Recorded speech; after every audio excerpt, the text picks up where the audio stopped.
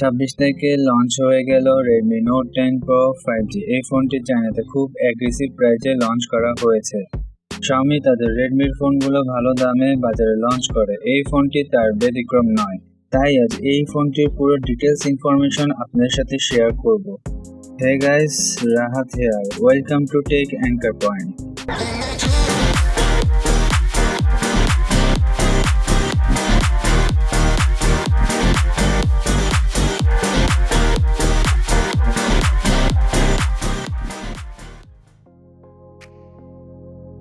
ভিডিওটি শুরু করার আগে লাইক করুন এবং নিয়মিত এই চ্যানেলের ভিডিও দেখার জন্য সাবস্ক্রাইব করে আমাদের চ্যানেলের সাথেই থাকুন।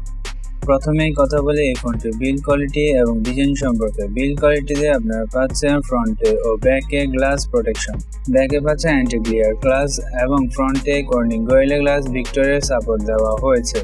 তাছাড়া ব্যাক প্যানেলে বেটার গ্রিপের জন্য টেক্সচার ফিনিশিং দিয়েছে Xiaomi আর IP53 এর রেটিং দেওয়া হয়েছে, তাই বিল্ড কোয়ালিটিতে কোনো কমতি রাখেনি Xiaomi। তাছাড়া ডিজাইনের কথা বললে এই ফোনটিতে Redmi Note 10 Pro 4G এর মতো ডিজাইন দেওয়া হয়েছে। টপ লেফটে ট্রিপল ক্যামেরা সেটআপ রেক্ট্যাঙ্গেল শেপের উপর বসানো হয়েছে আর মেইন ক্যামেরার পাশে LED ফ্ল্যাশ দেওয়া হয়েছে, তার নিচে Redmi ব্র্যান্ডিং দেওয়া হয়েছে। তাছাড়া ফ্রন্টের কথা বললে টপ সেন্টারে পাঞ্চ হোল দেওয়া হয়েছে এবং হালকা চিন দেওয়া হয়েছে। আর কালারের কথা বললে এই ফোনটি 3টি কালারে পাওয়া যাবে, সেই কালারগুলো হলো যথারীতি ব্ল্যাক, হোয়াইট ও ব্লু কালার। ফোনগুলো দেখতে সুন্দর, তাই বিল্ড কোয়ালিটি এবং ডিজাইনে আপনারা কোনো ল্যাগিংস খুঁজে পাবেন না। তাছাড়া ডিসপ্লে কথা বলে এই ফোনটিতে 6.67 ইঞ্চি ফুল HD+ IPS LCD প্যানেল দেওয়া হয়েছে, সাথে 120Hz রিফ্রেশ রেট এবং 240Hz টাচ স্যাম্পলিং দেওয়া হয়েছে। আর 20:9 এর অ্যাসপেক্ট রেশিও এবং 399 ppi এর পিক্সেল ডেনসিটির সাথে SDN10 এর সাপোর্ট ও ওয়াইড ওয়ান L1 এর সাপোর্ট দেওয়া হয়েছে। তাই ডিসপ্লেতে তেমন কোনো ইস্যু নেই, কিন্তু সুপার অ্যামোলেড ডিসপ্লে দিলে এক্সপিরিয়েন্স ভালো হতো। তাছাড়া Redmi Note 10 Pro 4G তে সুপার অ্যামোলেড ডিসপ্লে দেওয়া হয়েছিল, সে অনুযায়ী Redmi Note 10 Pro 5G display quality একটু ডিক্রিজ করা হয়েছে। এছাড়া 450 nits এর ব্রাইটনেস দেওয়া হয়েছে, তাই সুপার অ্যামোলেড ডিসপ্লে ছাড়া ওভারঅল ডিসপ্লে কোয়ালিটি ভালো দেওয়া হয়েছে। আর পারফরমেন্সের কথা বলে এতে ইউজ করা হয়েছে MediaTek Dimensity 1100 চিপসেট।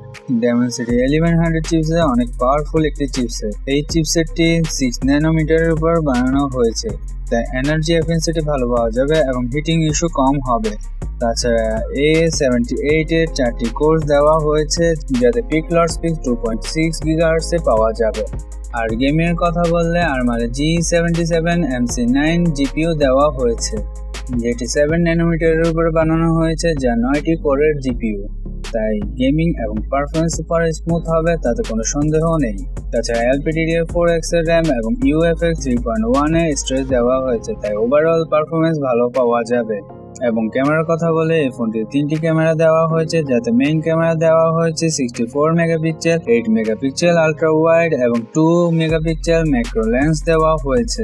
Xiaomi এই বাজেটের ফোনে 2 মেগাপিক্সেল ম্যাক্রো ক্যামেরা খুব কম ইউজ করে, এই বাজেটের ফোনে 5 মেগাপিক্সেল ম্যাক্রো ক্যামেরা ইউজ করে আসছে Xiaomi। তাই আমার মনে হয় ক্যামেরা সেটআপ ভালো দিয়েছে, কিন্তু ম্যাক্রো লেন্স 5 মেগাপিক্সেল দিলে আরো ভালো হতো। তাছাড়া 4K ভিডিও করা যায় 30 FPS এর উপর। Overall camera setup average camera সেটআপই দেওয়া হয়েছে। আর ফ্রন্ট ক্যামেরার কথা বললে এতে ব্যবহার করা হয়েছে 16 মেগাপিক্সেলের সেলফি ক্যামেরা। তাছাড়া সেলফি ক্যামেরাতে 1080p ভিডিও শুট করা যাবে 30 FPS এর উপর। ওভারঅল ক্যামেরা সেটআপের কথা বলে ডিসেন্ট ক্যামেরা সেটআপ দেওয়া হয়েছে। তাছাড়া ব্যাটারির কথা বলে এতে ইউজ করা হয়েছে 5000 mAh ব্যাটারির সাথে 67 ওয়াটের ফাস্ট চার্জার বক্সে দেওয়া হয়েছে। আর কোম্পানি ক্লেম করেছে এই ফোনটি ফুল চার্জ হতে 42 মিনিট সময় লাগবে, তাই বোঝা যাচ্ছে এই ফোনটি চার্জ অনেকটা ফাস্ট। তাছাড়া টাইপ-সি পোর্ট দেওয়া হয়েছে, কিন্তু 3.5mm অডিও জ্যাক দেওয়া হয়নি। আমার মনে হয় 3.5mm অডিও জ্যাক দেওয়ার অবশ্যই প্রয়োজন ছিল। আর সফটওয়্যার ভেরিয়েন্টের কথা বললে Android 11 আউট অফ দ্য বক্সে পাওয়া যাবে, সাথে MIUI 12.5 এর সাপোর্ট দেওয়া হয়েছে। তাছাড়া ডুয়েল স্টেরিও স্পিকার দেওয়া হয়েছে, যার টিউনিং করা হয়েছে JBL এর পক্ষ থেকে, তাই অডিও কোয়ালিটি ভালো পাওয়া যাবে। অডিও কোয়ালিটিতে কোনো কমপ্লেইন থাকবে না। তার সাথে ডেডিকেটেড মাইক্রো এসডি কার্ডের স্লট দেওয়া হয়েছে। ওভারঅল স্পেসিফিকেশন দেখলে ম্যাক্রো ক্যামেরা ছাড়া সবকিছু এই ফোনটিতে ভালো দেওয়া হয়েছে। তাছাড়া ফোনটির দাম অনেক এগ্রেসিভ রাখা হয়েছে। এই ফোনের দাম শুনলে আপনারা ভাববেন এত কম দামে এই ফোনটি লঞ্চ করলে কি করে।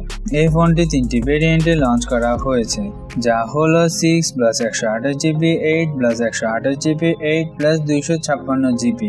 এই 3টি ভেরিয়েন্টে আপনারা পেয়ে যাবেন। আর এর বেস ভেরিয়েন্ট 6+128GB চাইনাতে লঞ্চ করা হয়েছে 1499 ইউয়ান, যা বাংলাদেশি টাকায় 20,000 টাকা হয়। তাছাড়া 8+128GB লঞ্চ করা হয়েছে 1799 ইউয়ান, যা বাংলাদেশি টাকায় 24,000 টাকা হয়। এবং 8+256GB লঞ্চ করা হয়েছে 1999 ইউয়ান, যা বাংলাদেশি টাকা 26,600 টাকার একটু বেশি হয়। ফোনটির প্রাইস এবং স্পেসিফিকেশন দেখে আমার ভালো লেগেছে। তাছাড়া ফোনটিতে ভালো গেমিং চিপসেট দেওয়া হয়েছে। সো আপনার কাছে ফোনটি কেমন লেগেছে কমেন্টস বক্সে অবশ্যই জানাবেন। আজকের জন্য এতটুকুই। আল্লাহ হাফেজ।